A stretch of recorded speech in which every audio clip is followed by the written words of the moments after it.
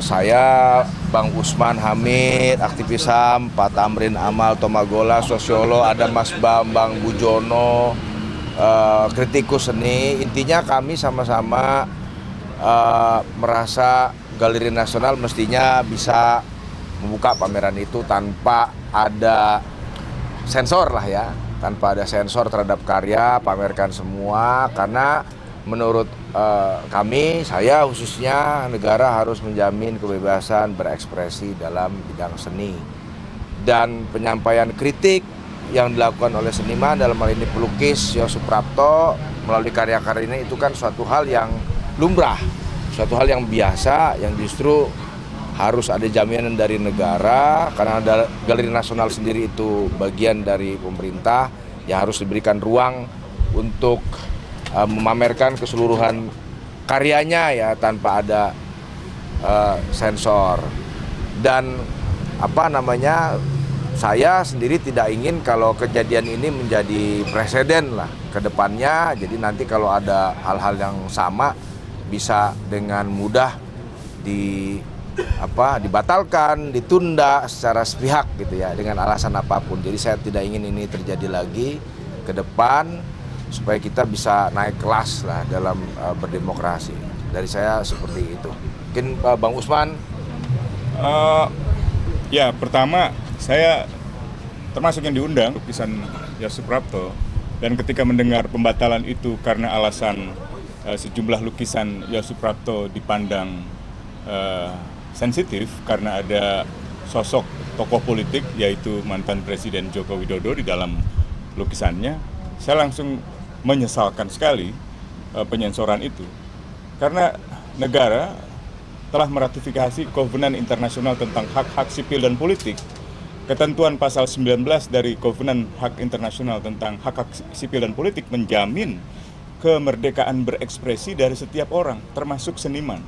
Kebebasan untuk mendapatkan informasi, menerima informasi, menyebarkan informasi, dan juga gagasannya, baik melalui medium verbal, medium tulisan, maupun medium seni. Nah, medium seni ini termasuk kebebasan intelektual, kebebasan artistik untuk menyampaikan gagasannya. Nah, biasanya penyensoran atau pemberedelan karya seni hanya terjadi di negara-negara otoriter, di negara-negara totaliter. Misalnya, ada 3 alasan yang selalu digunakan oleh negara-negara totaliter. Yang pertama, karena mengganggu stabilitas politik. Kedua, karena mengganggu norma agama. Ketiga, karena mengganggu norma sosial ekonomi.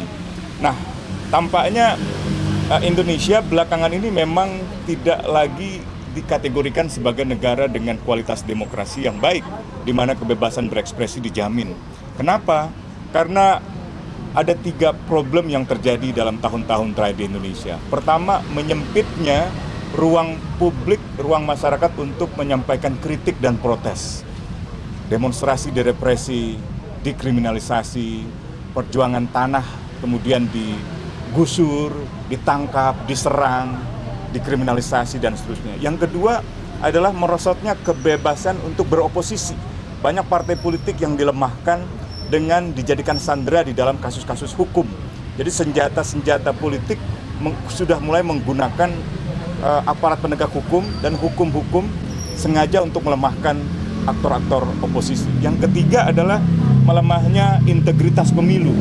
Nah, 3 indikator ini adalah 3 penentu apakah sebuah negara masih disebut negara demokratis.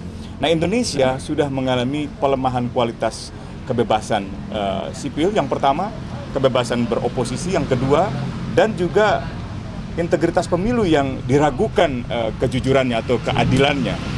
Nah, karena itu peristiwa ini jangan sampai benar-benar merupakan tindakan untuk memperburuk lebih jauh keadaan demokrasi di Indonesia menjadi negara otoriter. Jadi saya berharap sekali Galeri Nasional dan Kementerian Kebudayaan mengubah dan mengoreksi kebijakannya dengan membolehkan 5 lukisan yang dilarang untuk kembali dipajang, dan pameran itu diperbolehkan untuk diakses oleh masyarakat hingga jadwal yang memang telah ditetapkan berakhir, yaitu 19 Januari.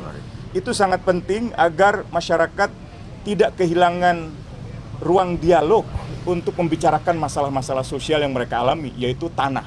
tanah menjadi tema yang sentral dari lukisan Yos Suprapto, yaitu tanah sebagai dasar dari kedaulatan pangan masyarakat. Banyak sekali pertanian, perkebunan masyarakat yang tergusur oleh industri-industri besar, industri nikel, industri batubara, atau perkebunan besar seperti sawit, sampai dengan pembangunan gula tebu di Merauke yang belakangan banyak mendapat sorotan dari berbagai kalangan. Jadi saya kira Yos Suprapto telah menyuarakan keresahan masyarakat yang kehilangan tanahnya melalui pameran tunggal dengan tema tanah untuk kedaulatan pangan. Jadi saya berharap pemerintah justru mendengar kritik dari masyarakat melalui ekspresi artistik dari seorang Yos Suprapto.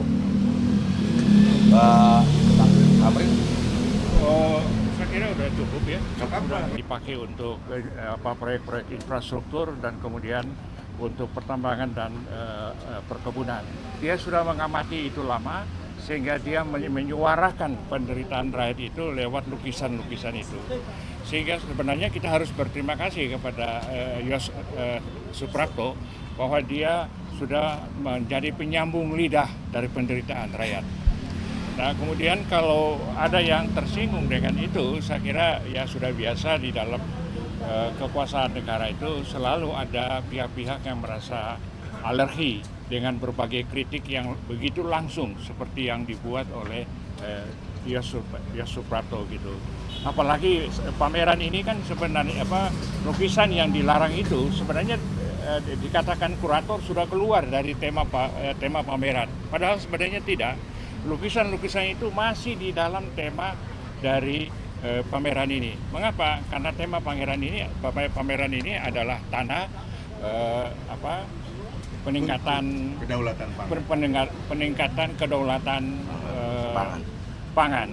Nah, kata kedaulatan itu berhubungan dengan kekuasaan dan sudah wajar kalau Pak Yos Suprapto ini menyinggung praktik-praktik kekuasaan yang sebenarnya melanggar etika, yang sudah kita alami sebenarnya dari sejak zaman Pilpres dengan pelanggaran etika konstitusional yang sangat menyolok itu, sehingga dan kemudian ditambah dengan penderitaan rakyat di daerah-daerah. Jadi sebenarnya Pak Yos ini hanya menyuarakan kepada publik, ini loh yang diderita oleh rakyat, tanah-tanah yang dirampas, ini loh negara kita itu etika konstitusional saja dilanggar. Ini nggak bisa dibiarkan terus-menerus. Jadi sebenarnya secara tidak langsung sebenarnya Pak Yos Suprapto mengajak masyarakat untuk ikut memikirkan apakah tata cara penyelenggaraan negara yang sejauh ini dalam 10 tahun terakhir ini sudah benar atau tidak, atau harus dikoreksi. Dan sebenarnya ujungnya kalau saya lihat adalah dia mengajak kita untuk mengoreksi tata cara penyelenggaraan negara yang sangat melanggar etika itu. Itu saja. Terima kasih. Ini kan mitra. Ya tentu kami sedang masa reses sekarang ya. Nanti di masa sidang pertama tahun depan itu juga bisa dipertanyakan. Tapi saya pikir sebagai mitra kerja dalam hal ini juga saya meminta Galeri Nasional tetap membuka dan menyelenggarakan pameran itu tanpa ada karya yang disensor. Karena apa? Karena akan disebutkan juga oleh Menteri Kebudayaan tidak ada beredel. Maka jalan satu-satunya untuk membuktikan tidak ada pemberedelan karya yaitu dengan jalan membuka pameran tersebut dan tidak ada karya yang disensor atau diturunkan. Karena sekarang pun masih terpasang karyanya. Jadi ya satu-satunya jalan untuk membuktikan tidak ada pemberedelan, tidak ada sensor karya, tidak ada pembungkaman, yaitu dengan cara membuka resmi pameran tersebut di Galeri Nasional dan biarkan karya tersebut dipajang, disaksikan oleh publik sampai dengan 19 Januari sebagaimana tanggal yang sudah ditentukan.